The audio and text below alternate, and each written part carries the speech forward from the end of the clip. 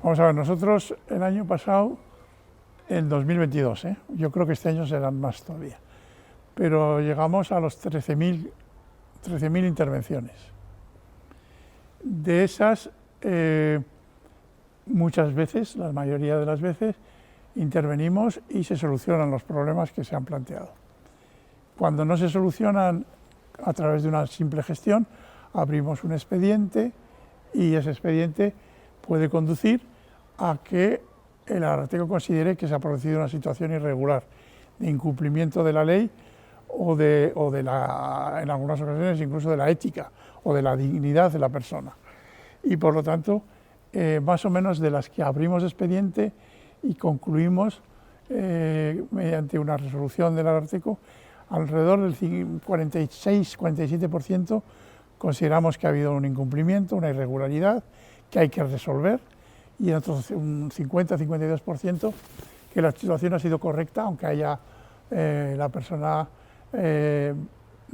afectada considere que no lo ha sido, pero a la vista de la legislación, de la disponibilidad de la situación en general, el Ararteko concluye que no ha habido vulneración de derechos. Hombre, hay poblaciones, grupos, sectores que desconocen que el Ararteko está allí para protegerles. Por ejemplo, Euskadi es competente en materia de prisiones desde hace año y medio, más o menos. Bueno, los presos no sabían que pueden recurrir al Ararteko. Estamos haciendo acciones de información y ya están acudiendo al Ararteko para quejarse de que les han denegado un permiso o de un problema de salud o de... quiero decir que hay sectores en los cuales no somos suficientemente conocidos. Pero si miramos por el número de quejas, es que desde que existe el Ararteko, que son más de 35 años, vamos ya para 40, el número de quejas que aumenta cada año es muy alto para una población, por lo cual nosotros deducimos que hay un grado de conocimiento bastante alto y que es un grado de conocimiento creciente, porque a medida que intervenimos y cuando conseguimos solucionar problemas, esas personas recomiendan a otras que acudan al Ararteko. Bueno, una vivienda digna está relacionado con la dignidad de la persona. Por lo tanto, el Ararteko insiste mucho en el número de metros disponibles por persona, que según las normas existentes, pues tiene que haber por lo menos 15 metros cuadrados para que la vivienda pueda considerarse digna. Si la vivienda tiene menos de 15 metros cuadrados por persona, ya vamos a considerar que es indigna. Pero también hay una multitud de situaciones de salubridad, humedades, falta de luz, falta de estancias suficientes. También tenemos casos de personas que tienen que vivir varios miembros de una familia durmiendo en la misma, padres con hijos, con abuelos, en la misma estancia. Por lo tanto, eso vamos a considerar que es una vivienda no digna. Es un lugar en que los niños puedan crecer también y puedan estudiar, educarse, tener su intimidad.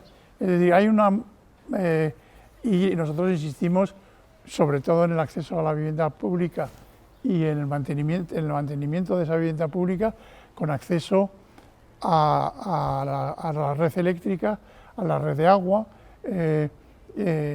como digo, condiciones de salubridad. Bueno, el derecho a una vivienda digna se ha venido configurando en las últimas décadas como un derecho fundamental, derecho de acceso a una vivienda digna. Pero además es que es un derecho instrumental en el sentido que es la condición para poder disfrutar de otros muchos derechos. Puedo mencionar algunos, si quieres, podríamos hablar, por ejemplo, del derecho de la posibilidad de acceso a las prestaciones sociales. Una persona que no tiene domicilio no puede acceder a las prestaciones sociales, a los servicios públicos, a la educación, a la salud. Por lo tanto, el ejercicio de muchos derechos está condicionado por la garantía del derecho a la vivienda. Bueno, pues ahí está la intervención. la Constitución reconoce el derecho a la vivienda y las administraciones públicas tienen que garantizar ese derecho a las personas que no pueden acceder por sí mismas. Entonces hay múltiples programas y servicios a nivel vasco, a nivel local, y por lo tanto pues hay desde albergues para personas que no tienen dónde dormir hasta vivienda protegida, alquileres sociales, pisos compartidos, en fin, hay una multiplicidad de situaciones a las cuales los poderes públicos vascos intentan dar respuesta. Existen diversos programas que vamos a analizar durante este curso y ver el impacto que están teniendo y ver cómo se pueden reforzar, y por lo tanto tenemos desde las situaciones de vulnerabilidad habitacional, emergencia habitacional, situaciones de desahucio, cooperación entre la justicia y los servicios sociales, a la búsqueda de viviendas, situaciones de sinhogarismo.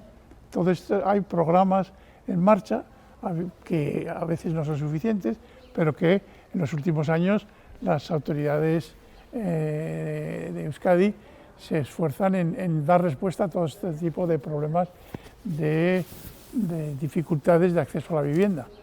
Y por lo tanto, pues, y luego programas específicos también para colectivos vulnerables. Hay algunos colectivos que tienen una dificultad de partida superior a las demás personas. Si para cualquier persona es difícil acceder a la vivienda en la situación actual, todavía más difícil es para personas que pertenecen a determinados grupos.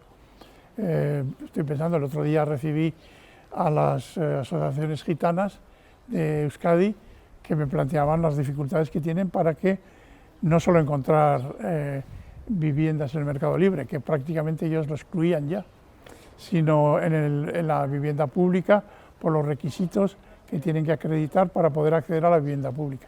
Con lo cual hay que tener en cuenta todas estas situaciones para que intentar garantizar el derecho a la vivienda. Bueno, hay una sociedad pública que se llama Alokabide y que en principio ofrece viviendas a precios asequibles a las personas con necesidad de acceder a vivienda protegida.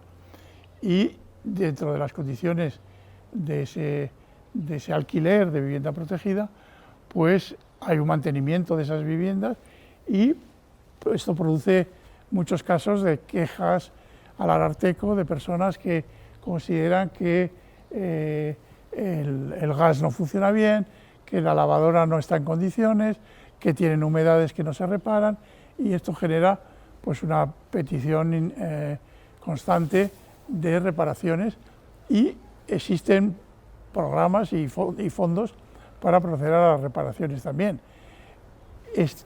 Hay un problema específico que es lo que decía al principio de las dimensiones de la vivienda. Lo que ocurre en ocasiones es que una pareja tiene acceso a una vivienda pública, pero luego la familia aumenta y lo que eran unas dimensiones razonables en un primer momento pueden convertirse en una situación de vivienda indigna, porque no tienen habitaciones, porque no tienen los 15 metros que exige la ley. Y esto también es una situación que nosotros, como institución defensora de los derechos de las personas, incidimos en reclamar a las autoridades, a Alokabide, al Departamento de Vivienda o a los ayuntamientos. En Euskadi hay casi 80.000 personas pidiendo vivienda pública, de las cuales casi 60.000 son de alquiler de vivienda protegida. Y el parque de vivienda que tenemos en Euskadi no da para responder a todo eso. Por lo tanto, el Ararteko considera que sería necesario, sería muy útil un pacto vasco por la vivienda que garantice no solo las respuestas a las situaciones de emergencia habitacional, en situaciones de desahucios, de sinhogarismo, sino también para ampliar el parque de vivienda protegida, y eso hace falta un esfuerzo colectivo tanto del gobierno vasco como de las diputaciones y de los ayuntamientos. Bueno, hay que hacer, como decía antes, creemos nosotros que falta un pacto social de todos para intentar paliar una situación que no es buena, de dar respuesta a los problemas de acceso a la vivienda en condiciones dignas para la población, porque si no, el disfrute de los derechos queda impedido. Entonces hay algunas cuestiones que son importantes. La Ley de Vivienda Vasca, que es del 2015, todavía no tiene el reglamento de desarrollo, con lo cual se ha configurado un derecho subjetivo a la vivienda, pero esto no está desarrollado reglamentariamente con las condiciones y las prestaciones, las condiciones de acceso, etcétera, etcétera.